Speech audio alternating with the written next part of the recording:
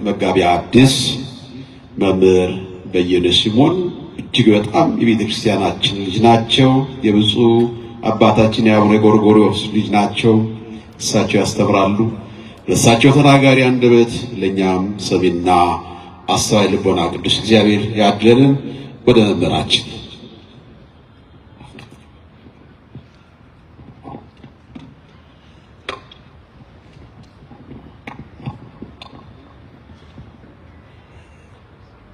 በስመ አብ ወወልድ ወመንፈስ ቅዱስ አሐዱ አምላክ አሜን።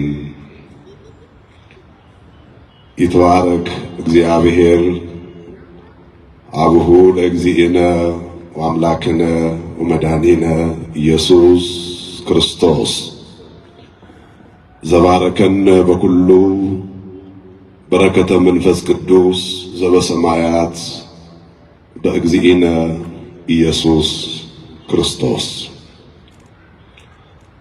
ከሁሉም አስቀድመን በሰማያዊው ስፍራ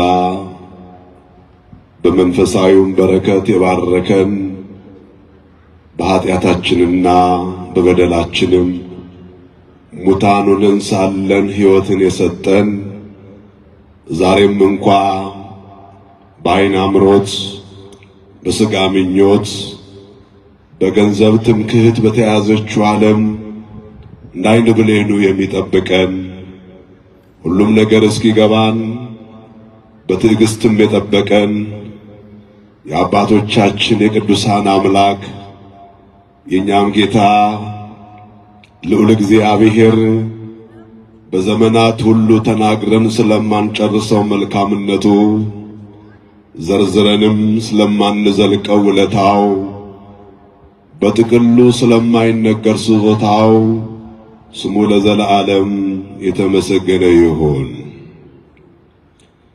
እስመ ገቢረ እገብር ለከ ምህረተ በእንተ ዮናታን አቡከ።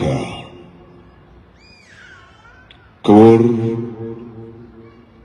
ልሳነ ክርስቶስ መምህር ጳውሎስ መልካ ሥላሴ የቦሌ ደብረ ሳሌም መድኃኔዓለም ካቴድራል የስብከተ ወንጌል ክፍል ኃላፊ፣ የተከበሩ መምህራችን መምህር አስራት የእግዚአብሔርን መንግሥት በወንጌል የሚያገለግሉ ወንድሜ፣ ክቡራን ሊቃውንተ ቤተ ክርስቲያን፣ እግዚአብሔር በዘመናት ጸጋ ያከበሮት ዘማሪ ቀሲስ ብርሃኑ፣ እግዚአብሔር በዘላለም ኪዳን ደም የተቤዣችሁ ከማይጠፋው ዘርም ዳግመኛ ለዘላለም ርስቱና ለመንግሥቱ በጸጋ የወለዳችሁ የእግዚአብሔር ልጆች፣ የእመቤታችን የቅድስተ ቅዱሳን የወላዲተ አምላክ የድንግል ማርያም ወዳጆች፣ የቅዱሳኑ ይልቁንም በዛሬው ዕለት ዓመታዊ መታሰቢያ በዓላቸው ለበረከት ያከበርን የጻድቁ አባታችን የአቡነ ገብረ መንፈስ ቅዱስ ቤተሰቦች በወደደን ደግሞም ባከበረን ከኃጢአታችንም በሥጋው መሥዋዕትነት በደሙ ፈሳሽነት ባዳነን በጌታችን በመድኃኒታችን በኢየሱስ ክርስቶስ ፍጹም ሰላም ሰላም እላችኋለሁ። እንደምን አመሻችሁ? እንደምን ዋላችሁ? እንደምን ሰነበታችሁ? ከወደደን ከትልቅ ፍቅሩም የተነሳ በኃጢአታችንና በበደላችን እንዳንሞት ዕድሜን ለንስሐ ዘመን ለፍስሐ ሰጥቶ ያቆየን የአባቶቻችን የቅዱሳን አምላክ ልዑል እግዚአብሔር ስሙ ለዘለዓለም የተመሰገነ ይሁን። እስመ ገቢረ እገብር ለከ ምህረተ በእንተ ዮናታን አቡከ። ስለ ዮናታን ቸርነትን ፈጽሜ አደርጋለሁ። ሁለተኛ ሳሙኤል ምዕራፍ 9 ቁጥር 7 ላይ ተጽፎ የምናገኘው የሕያው የእግዚአብሔር ቃል ነቢዩ ሳሙኤል እንደጻፈልን በረከቱ ከሁላችን ጋር ትሆን። ይህንን የትምህርት ርዕስ እግዚአብሔር መንፈስ ቅዱስ በእያንዳንዳችን ሕይወት ውስጥ እግዚአብሔር ስለ እያለ ምሕረቱን እያበዛ ሞትና ውድቀት ስጋትና ጭንቀት በወረራት ዓለም ውስጥ እግዚአብሔር ስለወደዳቸው ስላከበራቸው ደግሞም በዘመናት ሁሉ ቃል ኪዳን ስለሰጣቸው ስለ ቅዱሳኑ ብሎ ቸርነትንና ምሕረቱን ለሁላችንም ያብዛልን። የትምህርቱን ርዕስ እንድትሉ በታላቅ አክብሮት ተጠይቃለሁ። ስለ ዮናታን በሉ። ስለ ዮናታን ቸርነትን ፈጽሜ አደርጋለሁ። ስለማን? ስለ ዮናታን።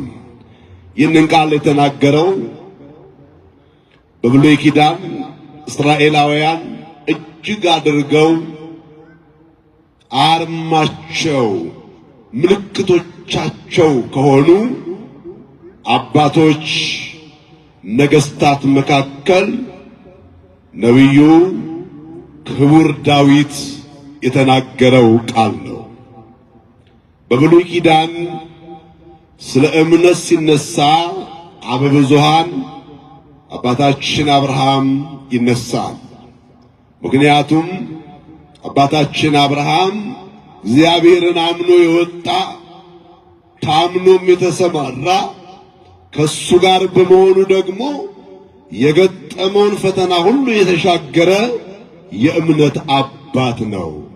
አብርሃም አመነ፣ እምነቱም ጽድቅ ሆኖ ተቆጠረለት ብሎ ቅዱስ ጳውሎስ ከስንት ሺህ ዘመናት በፊት የነበረውን አብርሃምን ስለ እምነት አንስቶ ይዘክረዋል።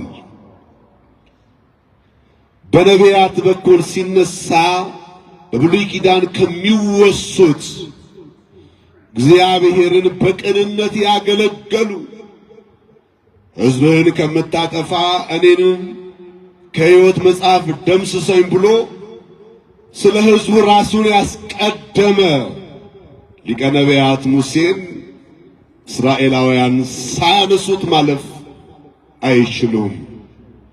ሦስተኛው በነገሥታት ታሪክ ውስጥ እግዚአብሔር እንደ ልቤ ያለው የእሴይን ልጅ አገኘሁት፣ ፈቃዴን የሚፈጽም የሚታዘዝ የሚጸጸት የሚመለስ ልክ እንደ ልቤ። እንዴት ደስ ይላል! ዳዊት እግዚአብሔርን እንደ ልቤ ያለበትን ሐሳብ ቅዱሳት መጻሕፍት በብዙ ምስጢራት ይተረጉሙታል። እውነትም ዳዊት ልቤ አንተን አለ ብሎ ምርጫው ቢያደርግ አይደንቅም፣ አይገርምም። ምክንያቱም እግዚአብሔር አስቀድሞ ዳዊትን እንደ ልቤ ብሎታል። ስለዚህም ንጉሥ ዳዊት በእስራኤል ታሪክ ውስጥ ሳይነሳ የማያልፍ በደግነቱ እግዚአብሔር በሰጠው ጸጋ ታምኖ ያገለገለ አሳዳጁ ሳኦልን እግዚአብሔር በእጁ አሳልፎ ቢሰጠው እግዚአብሔር በቀባው ላይ እጄን አላነሳም ለምልክት ይሆንን ዘንድ ግን ከንጉሡ መጎናጸፊያ ቆርጦ የእግዚአብሔርን ጽድቅ ለሰው ሁሉ ያስተማረ የእግዚአብሔር ቅዱስ ነው። ዳዊት ነው ይህንን ቃል የተናገረው። ስለ ዮናታን ቸርነትን ፈጽሜ አደርግልሃለሁ ብሎ የተናገረው ከዮናታን ስለተወለደው ስለ ሜምፊቦስቴ ተብሎ ስለሚጠራው ስለ አንድ አካል ጉዳተኛ እጁና እግሩ ሽባ ስለነበረው ሰው ነው። ዳዊት ይሄንን ያለው ስለምንድን ነው ስንል ሰፊ ታሪክ አለው። መጽሐፈ ሳሙኤል ቀዳማዊ መጽሐፈ ነገሥትን ምዕራፍ 20 ስታነቡ የዳዊት ታሪክ በሰፊው ይወሳል። እግዚአብሔር ዳዊትን ወደ ዙፋን ከማምጣቱ በፊት የእስራኤል ንጉሥ የነበረው ሳኦል ነው። የሳኦል ልጅ ደግሞ ዮናታን ነው። ተመልከቱ፣ እግዚአብሔር በዳዊት እጅ ፍልስጤማዊውን ጎልያድን ካዋረደው በኋላ ሳኦል በዳዊት ላይ በቅናት ተነሳ። ያስነሳውም የቀረበለት ውዳሴ ምን የሚል ዳዊት እልፍ ገዳይ፣ ሳኦል ሺህ ገዳይ። ተራው ሰው ዳዊት እልፍ ገዳይ ተብሎ ሲጠራ በዘመኑ የነበረው ንጉሡ ሳኦል ደግሞ ሺህ ገዳይ ሲባል ቅናት ተነሳ፣ መበላለጥ መጣ። በእልፍ ገዳይና በሺህ ገዳይ መካከል ልዩነት ተፈጠረ። ያን ጊዜ ንጉሡ ከተናገሩት ወይም ስለ ዳዊት ውዳሴን ካቀረቡት ሰዎች ጋር ሳይሆን ዳዊትን በቅናት በጥላቻ ያሳድደው ጀመር። በጣም የሚገርመው ሕሊና ሲኖር እንዴት ደስ ይላል! ሳኦልን ከውርደት ያተረፈው ዳዊት ነው። ነገር ግን ዳዊት በቅናት ተነስቶ ሳኦል በቅናት ተነስቶ ዳዊትን ሲያሳድድ የሳኦል ልጅ ዮናታን በሚገርም መልኩ ልብ ውስጥ ያለውን እውነት እየተመለከተ በአባቱ ላይ የቅናት መንፈስ፣ ክፉ መንፈስ እንዳደረ ስለተረዳ አባቱ ሳኦል ዳዊትን ለመግደል ሲፈልግ አስቀድሞ መረጃ የሚሰጠው ማን ነው? ዮናታን ነው። አባቴ ዛሬ በዚያና በዚህ ስፍራ ሰራዊቱን አሰማርተዋል፣ ዳዊትን ካገኛችሁ ይዛችሁት ኑ፣ ሊያመልጥ ከፈለገ ግደሉት ብሎ አዟችኋልና ውሎ በዚህ ስፍራ እንዳይሆን። እንዲህ ያሉትን ወዳጆች እግዚአብሔር ለሁላችሁም ያብዛላችሁ። ከዚህ የተነሳ ይላል መጽሐፍ ቅዱስ በዚህ በአንደኛ ሳሙኤል ምዕራፍ 18 ቁጥር 1 ላይ እንዲህ የሚል ቃል አለ። የዮናታን ነፍስ በዳዊት ነፍስ ታሰረች፣ ዮናታንም ዳዊትን እንደ ነፍሱ ወደደው። እንደምን ወደደው? እንደ ነፍሱ ወደደው። አያችሁ፣ በጎነት ደግነት መልሶ ይከፍላል። የትም እንኑር ቤትም ስፍራ ይሁን ስንኖር ለሰዎች መልካም ማድረግ የእግዚአብሔር ልጆች እጅግ በረከት ነው፣ ዋጋ አለው። ቅዱስ ጳውሎስ በዕብራውያን ምዕራፍ 10 ቁጥር 7 ላይ እግዚአብሔር አለ ቅዱሳንን ስላገለገላችሁ ወደፊትም ስለምታገለግሏቸው ለስሙም ስላሳያችሁት ፍቅር ዋጋችሁን ይረሳ ዘንድ አመፀኛ አይደለም። እግዚአብሔር ታማኝ ነው። የትጋ በጎ ነገር እንዳደረግ ይቆጥራል። በዚህም ዓለም ያሉት ሐሳባውያን ሰዎች እንኳን ሳይቀሩ ጽድቅ ቢኖርም ባይኖርም ከክፋት ደግነት ሳይሻል አይቀርም።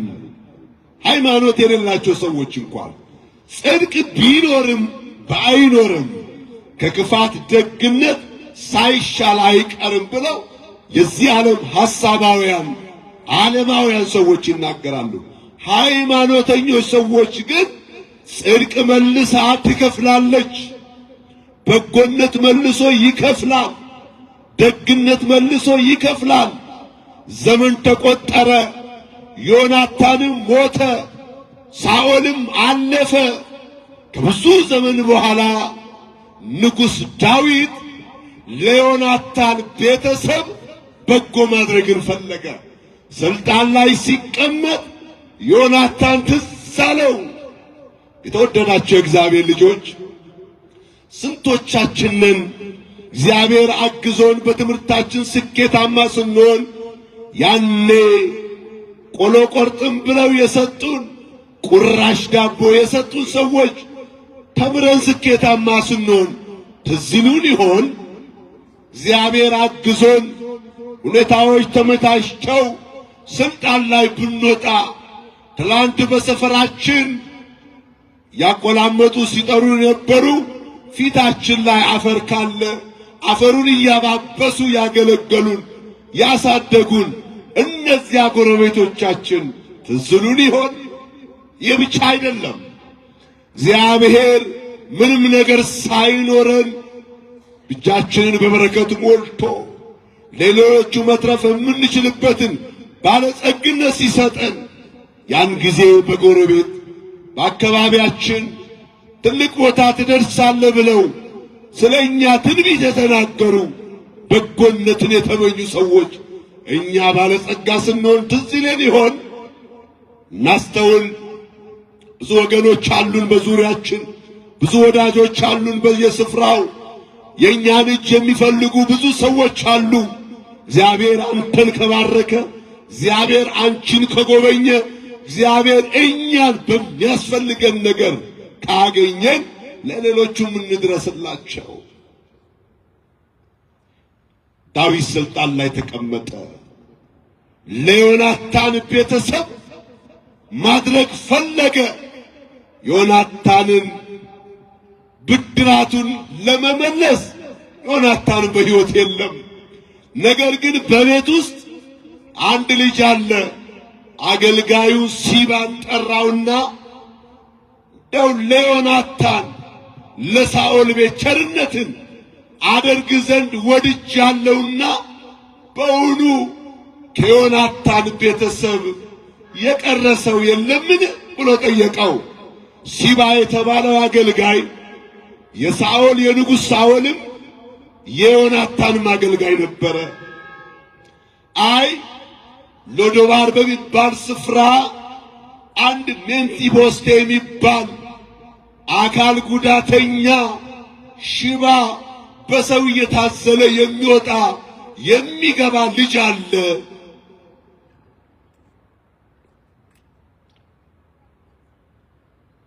ሜምፊቦስቴ ሽባ የሆነው በአንድ ወቅት ጦርነት በነበረበት ሰዓት የምታሳድገው ሞግዚት ጦርነት መጣ፣ ችግር ተፈጠረ ሲባል አዝላው ስትሮጥ ከጀርባዋ ወድቆ ነበር የ4 ዓመት ሕፃን እጁም እግሩም ሽባ የሆነው።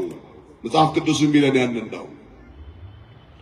ስለዚህ ፈለገ ሳኦል ዳዊት እዚያ ቸርነትን አድርግለት ዘንድ የአባቱን የዮናታንን ውለታ መልስለት ዘንድ። ለኔ ነፍስ ዮናታን ትርጉም አለው። ለኔ መዳን ዮናታን ዋጋ አለው። እውነት ነው። ስናስባቸው በትምህርታችን በውጤታችን ተበሳይተን ሞትን የተመኘን ቀን ደርሰው ያተረፉን ሰዎች በሕይወታችን ውስጥ ትርጉም አላቸው። በጭንቀታችን ሰዓት አይዞ ያሉን ሰዎች በሕይወታችን ውስጥ ትርጉም አላቸው። ስለዚህ ቸርነትን አድርግ ዘንድ ከዮናታን ቤተሰብ ሜምፊቦስቴ ተገኘ። አምጣው አለው። ሲባም አገልጋይ ሜምፊቦስቴን ከሎዶባር ይዞት ወደ ንጉሥ ዳዊት አመጣው። ንጉሥ ዳዊትም ተመለከተው። አንተ የዮናታን ልጅ ሜምፊቦስቴ እንዴት አለ?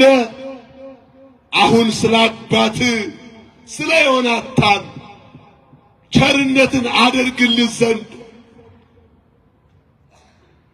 በጦርነት ምክንያት ያጣኸውን የአባትን ርስት እመልስልህ ዘንድ አሁን መጥቻለሁ አለው።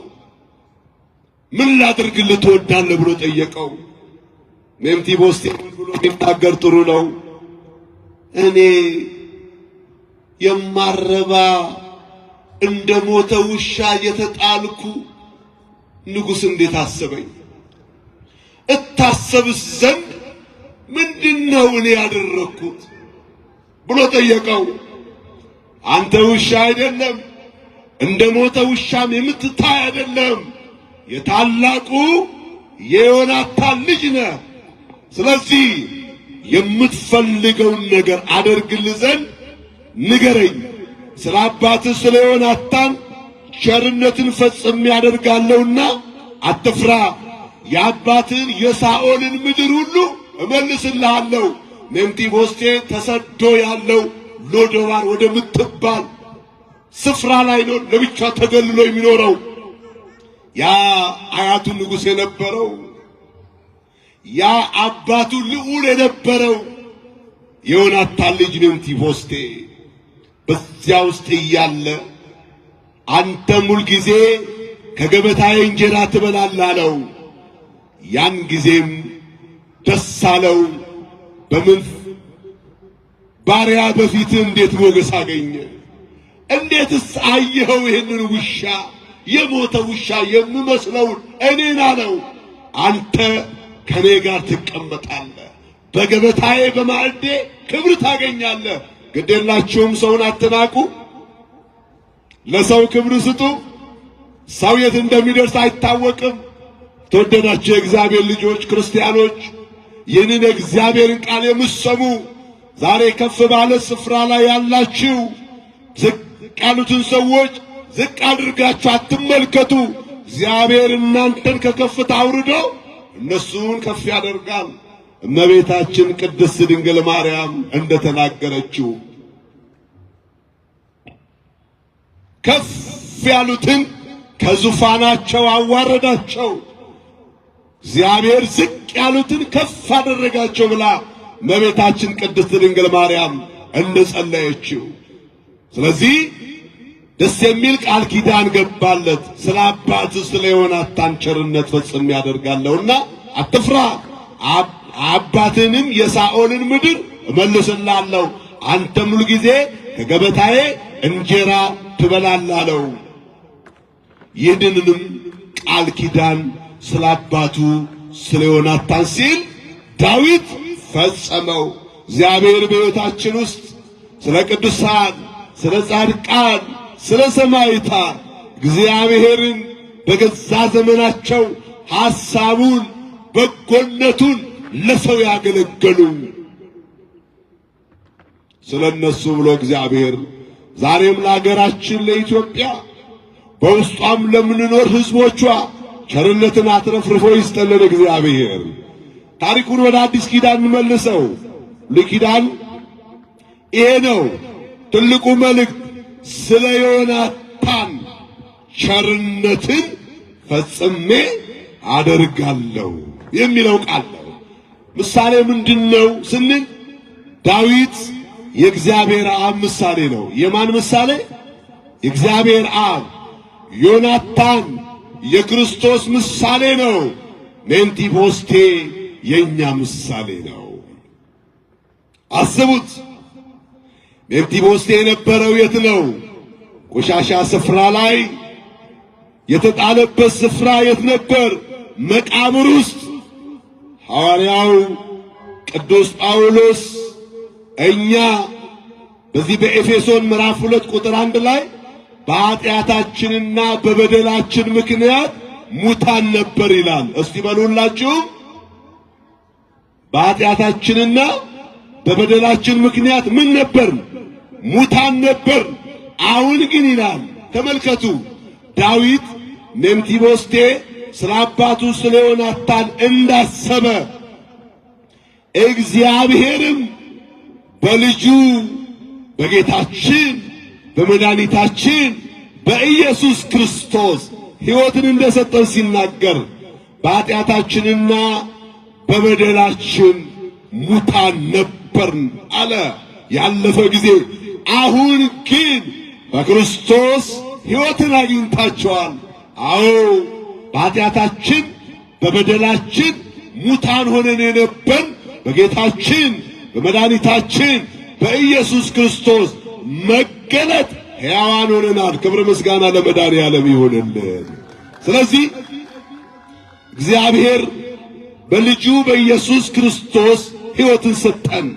ለዚሁ ነው ቅድም መግቢያዬ ላይ ያነሳሁት ይትባረክ እግዚአብሔር አቡሁ ለእግዚእነ ወአምላክነ ወመድኃኒነ ኢየሱስ ክርስቶስ ዘባረከነ በኩሉ በረከተ መንፈስ ቅዱስ ዘበሰማያት። በጌታችን በመድኃኒታችን በኢየሱስ ክርስቶስ በሰማያዊ ስፍራ በመንፈሳዊው በረከት የባረከን። እስራኤላውያን የተባረኩት በሰማያዊ ስፍራ አይደለም፣ በምድራዊ ስፍራ በምድራዊ በረከት ነው። እግዚአብሔር ለሙሴ የተናገረው ከግብፅ ምድር አወጣችኋለሁ፣ ወደ አባቶቻችሁ ምድር እመልሳችኋለሁ፣ በዚያም ማርና ወተትን የምታፈሰውን ምድር አወርሳችኋለሁ ያለው። እኛ ግን አሁን በአማናዊው ሙሴ በጌታችን በመድኃኒታችን በኢየሱስ ክርስቶስ በሰማያዊው ስፍራ በመንፈሳዊ በረከት እግዚአብሔር የተመሰገነ ይሁን። ለሚበልጠው ተጠርተን በሚያንሰው እንዳናጉረምርም እግዚአብሔር ይጠብቀን። ዛሬ የወንጌል የእግዚአብሔር ቃል አጀንዳ የሽሮ የበርበሬ የኑሮ ሁኔታ አይደለም፣ ሰማያዊ ስፍራ መንፈሳዊ በረከት ነው። ስለዚህ ነው ሜምፊቦስቴ እግዚአብሔር በዳዊት በኩል ስለ ዮናታን ያደረገውን። ዳዊት የእግዚአብሔር ምሳሌ ነው ብያችኋለሁ። ዮናታን የኢየሱስ ክርስቶስ ምሳሌ ነው አልኳችሁ። ሜምፊቦስቴ ደግሞ የኛ ምሳሌ ሙታን ይሆን እንደ ውሻ የተቆጠርን በደለኞች በኃጢአታችን ምክንያት ከእግዚአብሔር ርቀን የነበርነው በመድኃኔዓለም ክርስቶስ ወደ መንግሥቱ ቀረብን። ስለዚህ ሜምፊቦስቴ በንጉሡ ገበታ ከንጉሡ ልጆች ጋር ተቀመጠ። እኛ ደግሞ በኤፌሶን ምዕራፍ 2 ቁጥር 5 ላይ ተጽፎ እንደሚያገኘው በሰማያዊው ስፍራ ተቀመጥን። ንጉሡ ክርስቶስ ባጠገቡ አስቀመጠን። ያንን ስፍራ እንድንወርስ የእግዚአብሔር ልጅ እኛን ወረሰን። ክብር ምስጋና ለስሙ አጠራሩ ይሁን። ስለዚህ ሜምፊቦስቴ ገበታ እንደተዘጋጀለት በክርስቶስ መምጣት ሰማያዊ ገበታ ተዘጋጀ። ቅዱስ ሥጋው ክቡር ደሙ ተሰጠን። በፊቴ ገበታን አዘጋጀህልኝ አለ ዳዊት ሲጸልይ። ሁላችንም አሁን የተዘጋጀው ገበታ ያ ሰማያዊው ማዕድ ሕይወት የሆነው ሊቁ አባ ሕርያቆስ በቅዳሴው ላይ እንዲህ አለ። ኦ ማርያም በእንተ ዝናፈቅረኪ ወነአብየኪ እስመ ወለድኪ ለነ መብላ ጽድቅ ዘበአማን። ማርያም ሆይ ስለዚህ እንወድሻለን፣ ከፍ ከፍም እናደርግሻለን። ምክንያቱ የሚበላውን የሕይወትን እንጀራ የሚጠጣውን የሕይወትን መጠጥ ወልደሽልናልና። ክብር ምስጋና ለስሙ አጠራሩ ይሁን። እግዚአብሔር የተመሰገነ ይሁን። ስለዚህ ሜምፊቦስቴ በንጉሥ ልጆች መካከል ተገኘ እንጂ አልተወለደም። ሲባም ንጉሡን ጌታዬ ንጉሡ ባሪያው እንዳዘዘው እንዲሁ ባሪያህ አደርጋለሁ አለው። ሜምፊቦስቴም ከንጉሡ ልጆች እንደ አንዱ ከዳዊት ጋር ገበታ ይበላ ነበር። ሁለተኛ ሳሙኤል ምዕራፍ 9 ቁጥር 11 ላይ እናነበዋለን። እኛም በጌታችን በመድኃኒታችን በኢየሱስ ክርስቶስ መምጣት ዳግመኛ ተወልደን። ትላንት ባሪያዎች ተብለን እንጠራ ነበር። አሁን በክርስቶስ የእግዚአብሔር ልጆች ተብለን ተጠራን። አባታችን አብ እንዴት ያለው ፍቅሩን እንደሰጠን አለ። ባሪያዎች ተብለን የምንጠራው በክርስቶስ የእግዚአብሔር ልጆች ተብለናል። በዮሐንስ ወንጌል ምዕራፍ 1 ቁጥር 11 ላይ ለተቀበሉት በስሙም ለሚያምኑት የእግዚአብሔር ልጆች የሆኑ ዘንድ ስልጣን ሰጣቸው። አሁን የማን ልጆች ነን? የእግዚአብሔር ልጆች ነን። ስለዚህ ልጆች ከሆን ደግሞ ምን ብለን እንጸልያለን? አባታችን ሆይ። ክብር ምስጋና ለስም አጠራሩ ይሁን። እግዚአብሔር ለልባችን፣ እግዚአብሔር ለሕይወታችን ቅርብ ነው። ልጅነት ትልቅ ማዕረግ ነው፣ በረከት ነው፣ ስጦታ ነው። በክርስቶስ ያለን ክርስቲያኖች ኦርቶዶክሳውያን እንደመሆናችን ክርስቶስ ያደረገልን በልዩ ትኩረት መማር አለብን። ስለዚህ እግዚአብሔር ስለ ዮናታን ቸርነትን ፈጽሜ አደርጋለሁ። ዛሬ እግዚአብሔር ኦርቶዶክሳዊ ተዋሕዶ ቤተክርስቲያን እንደምታምነው በእንተ ማርያም እምከ፣ በእንተ ቅዱሳን፣ በእንተ አብርሃም፣ በእንተ ይስሐቅ፣ በእንተ ያዕቆብ፣ በእንተ ተክለ ሃይማኖት፣ በእንተ ጻድቁ አቡነ ገብረ መንፈስ ቅዱስ የምጸልየው እግዚአብሔር ስለ ቅዱሳኑ ቸርነትን ስለሚያደርግ ነው። ለዚሁ ነው ቤተ ክርስቲያን ሁልጊዜ በእንተ ማርያም እምከ፣ ስለ እናትህ ስለ ድንግል ማርያም ቸርነትን አድን። አስራት ሀገርን ኢትዮጵያን አስባት።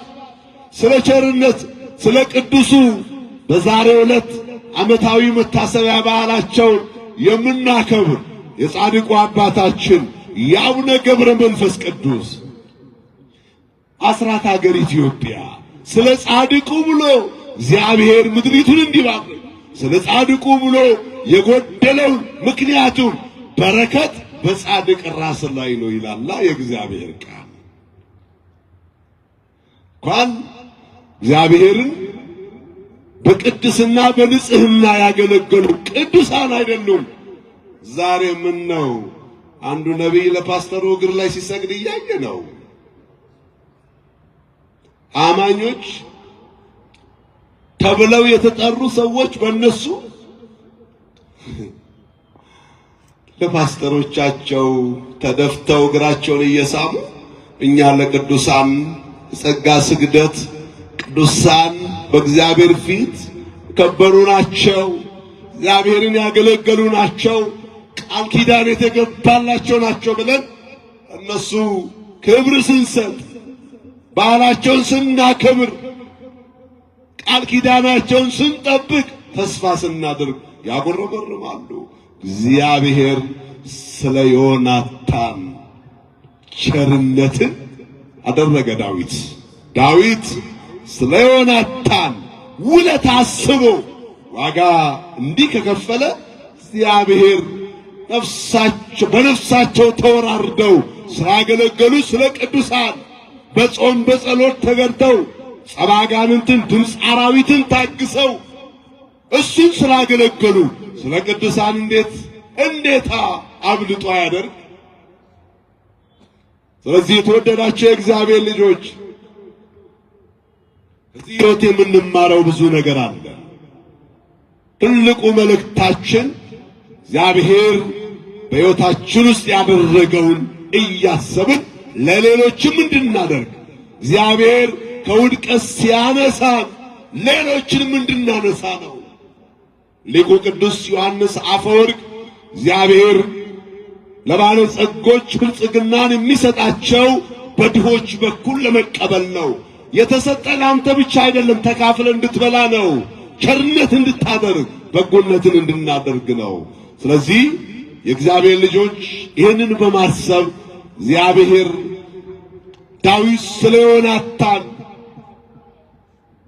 ቸርነትን ካደረገ እግዚአብሔር አብ በጌታችን በመድኃኒታችን በኢየሱስ ክርስቶስ መምጣት ፍጥረቱን ከድቅድቅ ጨለማ ወደሚደነቀው ብርሃን ካወጣ ከሞት ወደ ሕይወት ካሻገረ ዛሬም እግዚአብሔር ስለ ቅዱሳኑ የጎደለበትን እየሞላ የተጨነቅንበትን ጉዳይ መፍትሄ እየሰጠ ይቺ ሀገር የቅዱሳን ሀገር ናት። የቅድስና ሀገር ናት። የበረከት ሀገር ናት።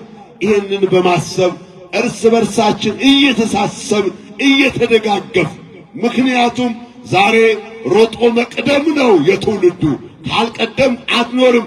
እባካችሁ ክርስትና ሮጦ መቅደም አይደለም፣ ተደጋግፎ መውጣት ነው። ያስተማረን ይህንን ነው።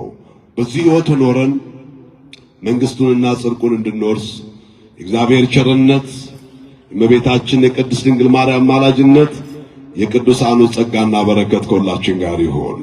ወስብሐት ለእግዚአብሔር።